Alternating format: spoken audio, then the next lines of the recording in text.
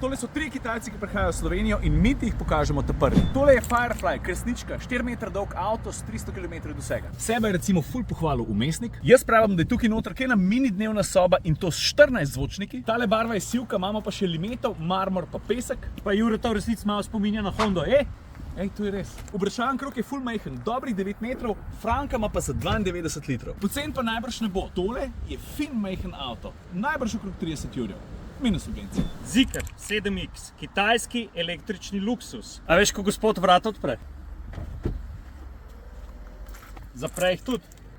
Izjemno lepo narejen, izjemno udoben, nabit z elektroniko, ampak najbolj pa osupne s svojimi številkami. 646 konjev, 710 Nm, 3,8 sekunde do 100, pa energetska shramba 100 kWh, kar pomeni, če malo popaziš, 500 km dosega. Ne moreš verjeti, kaj mi ta avto prinese meni kot outdoor človeku. Glej to, camping mod.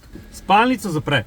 Pa 2 tone pri kolcu vleče. 21 so gor, pa pod njimi orjaške bremze, ampak bolj pomembno je to, da ima zračno vzmetenje, ker res glad cesto. Pičimo, prtljažnik bomo tudi pogledali. Družinskih 539 litrov, pa vse tu, kar sem ti pokazal, pa še malo več, za dobrih 60 jurjev. To je pa kar del, ne? Tole je eden najmanjših BYD-ov, Dolphin Surf. Centimeter manjši kot 4 metre. Zato majhen avto ima ogromno medosno razdaljo, 2,5 metra, kar se valjda odraža v notranjosti.